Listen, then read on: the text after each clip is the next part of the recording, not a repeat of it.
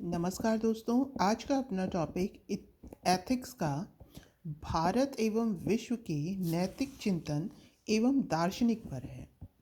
तो आज इस वीडियो में हम कुछ नैतिक चिंतकों या दार्शनिकों की बात करते हैं।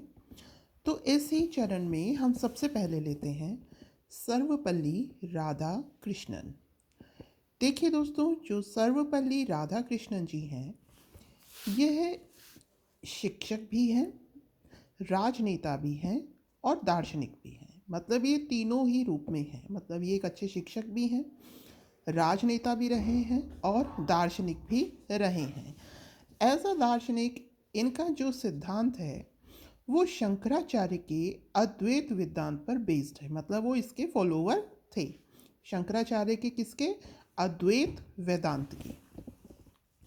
इन्होंने अंतर्दृष्टि का सिद्धांत दिया। ठीक है दोस्तों, किसका सिद्धांत दिया इन्होंने अंतर्दृष्टि का सिद्धांत दिया। इसके अंतर्गत अंतर्दृष्टि के दो पक्ष हैं दोस्तों, ससीम एक असीम।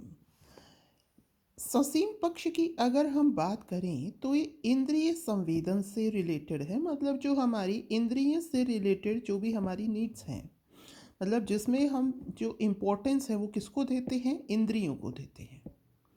फिर है बौद्धिक अवगति। अगली स्टेज कौन सी है दोस्तों? बौद्धिक अवगति, जिसमें हमें बोध होता है, कुछ ज्ञान की प्राप्ति होती है।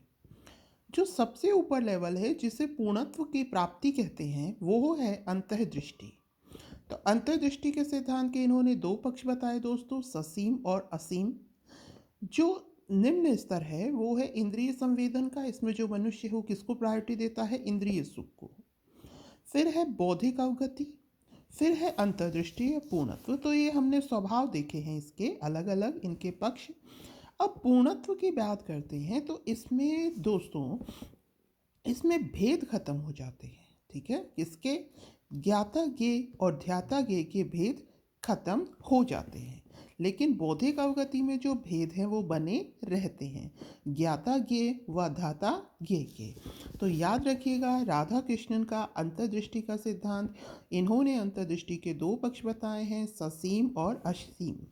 इसके तहत जो मानवीय स्वभाव है इसके इन्होंने तीन पक्ष बताए हैं दोस्तों। एक है इंद्रिय संवेदन, बौद्धिक अवगति और अंतर्दृष्टि। जो इंद्रिय संवेदन है, इंद्रियों से रिलेटेड है, बौद्धिक अवगति में कुछ ज्ञान प्राप्ति, लेकिन इसमें क्या है? ध्याता ज्ञेय और ज्ञाता ज्ञेय में अंतर बना रहता है। अंतर्दृष्टि पूर्णत्व का सिद्धांत, इसमें जो सारे भेद हैं वो खत्म हो जाते हैं। इसके अलावा दोस्तों, जो राधा कृष्णन जी थे, इन्हें सर्वोच्च दार्शनिक सम्मान भी प्राप्त हुआ था। ये पूर्व और पश्चिम के सेतु कहलाते हैं। तो इन्होंने किसको फॉलो किया? इनका जो अध्यात्मवाद है वो है एकवादी अध्यात्मवाद। याद रखिएगा, इनका अध्यात्मवाद कौन सा है दोस्तों? एकवादी अध्यात्मवाद। इन्होंने कहा, एकवादी अध्यात्मवाद क्या कहेगा? ये कहेगा कि जो परम सत्ता है वो एक ही है। ठीक है दोस्तों, और परम सत्ता को जानने का साधन क्या है? अंतर्दृष्टि। अंतर्दृष्टि वो सिचुएशन है जहाँ ज्ञाता के और ध्याता के बीच का अंतर खत्म हो जाता है। तो एक बार रिवाइज कर लेते हैं। जो सर्वपल्ली राधाकृष्णन जी हैं, ये शिक्षक भी हैं ये शिक्षक भी रहे, राजनेता भी और दार्शनिक भी। इन्हें सर्वोच्च दार्शनिक सम्मान भी प्राप्त हो चुका। इसके अलावा पूर्व और पश्चिम का सेतु इन्हें कहा जाता है। इन्होंने किसको फॉलो किया? इन्होंने शंकराचार्य के अद्वैत वेदांत के को फॉलो किया। इन्होंने सिद्धांत दिया। ये इसके मेन पॉइंट है, याद रखिएगा। ठीक है, तो एक तो ये क्या थे? शिक्षक थे, राजनेता थे, और क्या थे? ये दार्शनिक थे, सर्वोच्च दार्शनिक सम्मान। ये शंकराचार्य के अद्वैत वेदांत के फॉलोवर थे। इन्होंने कौन सा सिद्धांत दिया? याद रखने के लिए याद रखिएगा, अंतर्दृष्टि का सिद्धांत। इसके तहत जो मानव स्वभाव हैं उसके दोस्तों तीन पक्ष बताए। अंतर्दृष्टि सिद्धांत के हमने इसको दो पार्ट्स में देखा, ससीम पक्ष और असीम पक्ष। तो मानवीय स्वभाव के जो पक्ष थे वो है इंद्रिय संवेदन, बौद्धिक अवगति और अंतर्दृष्टि। इंद्रिय संवेदन इंद्रियों से रिलेटेड है। बौद्धिक अवगति में देखिए क्या होता है? बोध तो होता है, परंतु ध्याता के और ज्ञाता के बीच अंतर विद्यमान रहता ही है। अंतर्दृष्टि में क्या होता है? ये अंतर समाप्त हो जाता है। इन्होंने कौन सा अध्यात्मवाद माना? एकवादी। तो एकवादी अध्यात्मवाद क्या कहेगा कि परम सत्ता क्या है दोस्तों? एक ही है। और इसको जानने का साधन क्या है? अंतर्दृष्टि, क्योंकि इनका सिद्धांत क्या था? अंतर्दृष्टि का सिद्धांत था।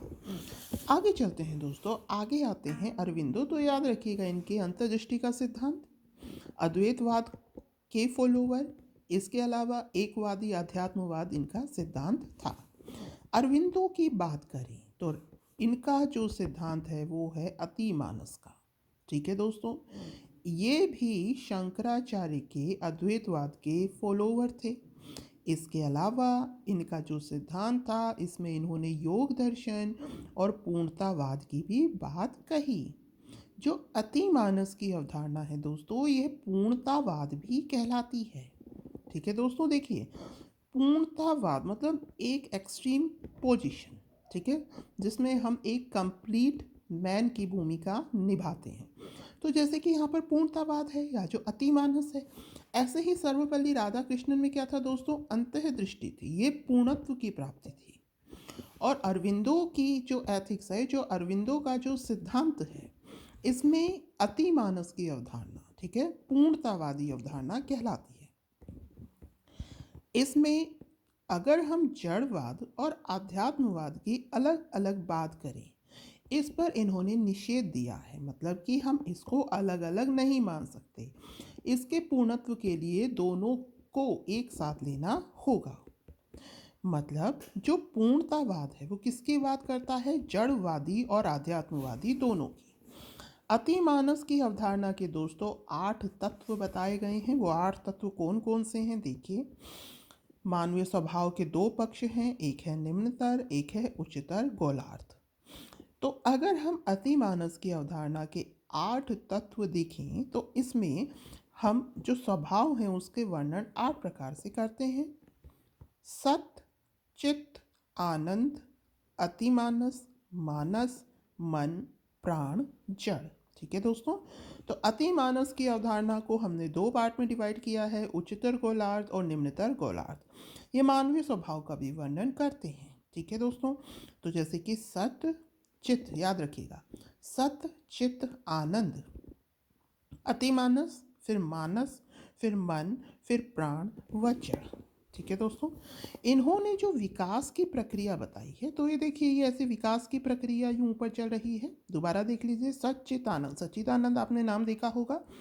सत्य चित्त आनंद, अतिमानस, मानस, मन, प्राण, जड़। तो इन्होंने कहा कि जो विकास की प्रक्रिया है वो अवतरण से आरोहण है। मतलब कि अगर आपको डेवलपमेंट कराना है आध्यात्मिक रूप से, ठीक है दोस्तों, अगर आपको दार्शनिक रूप से या आध्यात्मिक रूप से अगर डेवलपमेंट कराना है, तो जो सुप्रीम पावर है उसको पहले अवतरित होना पड़ेगा, उसके पश्चात क्या होगा? आरोहण होगा। तो विकास की प्रक्रिया में क्या बताया? पहले अवतरण, फिर आरोहण। ठीक है दोस्तों, ऐसे ही अगर आप टीचर भी क्लास में पढ़ाएगा तो पहले टीचर अवतरित होगा, फिर स्टूडेंट्स का क्या होगा? आरोहण। तो अरविंदो की विकास की प्रक्रिया में पहले अवतरण बताया गया है, फिर दोस्तों आरोहण बताया गया है। ठीक है, जैसे प्राण जड़ में, फिर हम कहेंगे जड़ में प्राण, फिर आगे मन में तो हम कहेंगे जड़ में प्राण में मन, मतलब प्राण नीचे आया तो जड़ में प्राण। ठीक है, ऐसे कर कर यानी ऊपर कंटिन्यू चलता रहेगा, बीच में मैं लगाते रहिए, जड़ में प्राण, प्राण में मन, मन में मानस। मतलब कि पहले अवतरण फिर आरोहण, मतलब पहले प्राण को नीचे लाइए, फिर जड़ में प्राण, फिर मन को लाइए, जड़ में प्राण में मन। मतलब कि विकास की प्रक्रिया में पहले क्या होगा? अवतरण, फिर क्या होगा दोस्तों? आरोहण। ठीक है, अच्छा, व्यष्टि यहाँ पर ये किसकी बात करते हैं? ये मैं की जगह पर की बात करते हैं, मतलब कि मेरा नहीं सबका पर। व्यष्टि की जगह समष्टि की ओवरऑल बात करते हैं। व्यक्तिकता की जगह सार्वभौमिकता की बात करते हैं अरविंदो। 3 पक्ष बताते हैं ये क्या कहते हैं कि मैं की जगह क्या होना चाहिए दोस्तों? पर की भावना, व्यष्टि की जगह समष्टि की भावना, व्यक्तिकता की जगह सार्वभौमिकता। कारण अवस्था, कार्य अवस्था और व्यक्तावस्था, इन्होंने इसकी अवस्थाएं बताई हैं। ठीक है दोस्तों, मतलब अरविंदो अतिमानस की अवधारणा पर बल देते हैं। ये किसके फॉलोवर थे? ये भी शंकराचार्य के अद्वैत वेदांत के फॉलोवर थे। इसके अलावा ये योग दर्शन और पूर्णतावाद के भी प्रवर्तक रहे। इन्होंने कहा कि जड़वादी और अध्यात्मवादी का जो अकेले है वो निषेध किया जाता है। पूर्णत्व की प्राप्ति के लिए जड़वादी और आध्यात्मवादी दोनों का होना आवश्यक है, मतलब कि दोनों गुणों का होना आवश्यक है। इन्होंने अतिमानस की अवधारणा के दोस्तों 8 तत्व दिए हैं। इसको हमने 2 भागों में डिवाइड किया, उच्चतर गौलार्थ और निम्नतर गौलार्थ। सत्य, चित्त, आनंद, अतिमानस, मानस, मन, प्राण, जड़। इन्होंने कहा कि जो विकास की प्रक्रिया है उसमें पहले अवतरण होगा, फिर होगा दोस्तों आरोहण। इन्होंने में से पर, व्यष्टि से समष्टि, व्यक्तिकता की जगह सार्वभौमिकता पर बल दिया। ठीक है दोस्तों, आगे चलते हैं, हम बात करते हैं स्वामी विवेकानंद जी की। तो देखिए, स्वामी विवेकानंद जी भी, इन्होंने भी, इनका जो मत था वो भी किस पर बेस्ड था? शंकराचार्य जी के अद्वैत वेदांत पर। व्यवहारिक वेदांत है ये। इन्हें हिंदू नेपोलियन भी कहा जाता है। इन्होंने कहा कि जो परम तत्व है जिसे हम ईश्वर कहते हैं वो निर्गुण है और निराकार है। ठीक है दोस्तों, इनकी बहुत कहानियां भी आपने विवेकानंद जी की इस टॉपिक पर सुनी होगी। निर्गुण निराकार मतलब मूर्ति पूजा के विरोधी थे। ठीक है दोस्तों, तो इन्होंने कहा कि जो परम सत्ता है, जो परम शक्ति है, वो निर्गुण है, निराकार है। इन्हें हिंदू नेपोलियन भी कहा जाता है। व्यवहारिक वेदांत के प्रणेता थे ये। किसके फॉलोवर थे? ये भी शंकराचार्य के अद्वैत वेदांत के फॉलोवर थे। आगे चलते हैं दोस्तों, आगे इन्होंने ये कहा कि जो धर्म है वो तोड़ता नहीं है, वो तो जोड़ता है। इन्होंने एक सार्वभौमिक धर्म की बात कही कि जो दोस्तों धर्म है वो एक होना चाहिए जो कि सार्वभौमिक हो, उसे हम डिवाइड नहीं कर सकते, क्योंकि धर्म एक ऐसी चीज़ है जो कि लोगों को जोड़े, तोड़े नहीं। इन्होंने विश्व धर्म की बात कही। इन्होंने कहा पूरे विश्व का एक ही धर्म होना चाहिए। ठीक है दोस्तों, मानवतावादी दृष्टिकोण और एकात्म पर इन्होंने बल दिया। विश्व धर्म में कि कौन सा दृष्टिकोण होगा, मतलब विश्व धर्म अगर हम अपनाएंगे तो उसमें हम किस दृष्टिकोण की बात करेंगे? इसमें हम बात करेंगे मानवतावादी दृष्टिकोण की और एकात्म की। देखिए दोस्तों, इसमें हमने इनका जन्म और वो धर्म सम्मेलन किसी की बात नहीं करी है, केवल इनका जो दर्शन है उसकी बात करी है, क्योंकि ये एथिक्स है। ठीक है दोस्तों, तो इन्होंने विश्व धर्म की बात करी। इन्होंने ये कहा कि धर्म तोड़ता नहीं है, जोड़ता है। इन्हें हिंदू नेपोलियन कहा जाता था। ये भी अद्वैत वेदांत के फॉलोवर थे। इनका जो वेदांत है वो व्यवहारिक वेदांत है। इन्होंने कहा कि जो परम तत्व है वो निर्गुण है और निराकार भी है। आध्यात्मिक मानवतावाद पर इन्होंने बल दिया। इन्होंने आत्मबोध, आत्मबल, आत्मविश्वास पर बल दिया। सत्य की पालना और मानवतावाद पर इन्होंने जोर दिया। और उसके अलावा इन्होंने क्या कहा? इन्होंने निर्धनता को एक वीकनेस बताया, मतलब कि निर्धनता समाज में नहीं रहनी चाहिए। बाल विवाह का इन्होंने विरोध किया। नारी शिक्षा पर इन्होंने बल दिया। तो इन्होंने कौन सा, इन्होंने देखिए आध्यात्म किस पर बेस्ड माना? मानवतावाद पर। आत्मबोध पर, आत्मबल पर, आत्मविश्वास पर इन्होंने बल दिया, मतलब कि पहले हमें खुद का इंडिविजुअल बल बढ़ाना है, मतलब खुद का बल, खुद ज्ञान प्राप्ति करो, खुद पर विश्वास करो, तभी आप औरों का कल्याण कर सकते हो। अपने आप में पहले संपूर्ण बनो। जो भी करेक्शन करना है पहले खुद में करो। आत्मबोध बढ़ाइए, आत्मबल बढ़ाइए, आत्मविश्वास जागृत कीजिए।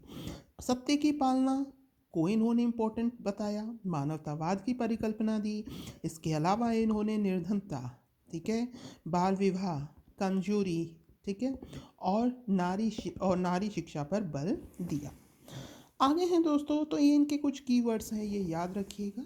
मेन क्या है? आध्यात्मवादी मानवतावाद, ठीक है, एक धर्म की बात कही, विश्व धर्म की बात कही। आगे चलते हैं, भीमराव अंबेडकर जी। तो भीमराव अंबेडकर जी को आप जानते ही हैं, भारत रत्न से सम्मानित किया गया। कीवर्ड्स पकड़ना शुरू कर दीजिएगा। इन्हें नव्य बोध कहा जाता था। ठीक है, इन्हें नव्य बोध कहा जाता है ये विधिवेता थे, दलितों के मसीहा थे। इन्होंने एक ही धर्म ग्रंथ की बात कही। किसकी बात कही कि भैया एक ही धर्म ग्रंथ होना चाहिए। इसके अलावा आप जानते ही हैं छुआछूत से मुक्ति के लिए इन्होंने कई कार्य किए। देखिए, विवेकानंद जी ने तो महिलाओं की शिक्षा की बात करी थी, इन्होंने महिलाओं के और अधिकारों की बात करी कि इन्हें संपत्ति में भी अधिकार मिलना चाहिए। एक ही कानून व्यवस्था की इन्होंने बात करी। मानवतावादी दृष्टिकोण की इन्होंने बात करी, याद रखिएगा, मानवतावादी दृष्टिकोण, महिलाओं के हकों की बात करी। इन्होंने कहा एक ही धर्म ग्रंथ होना चाहिए।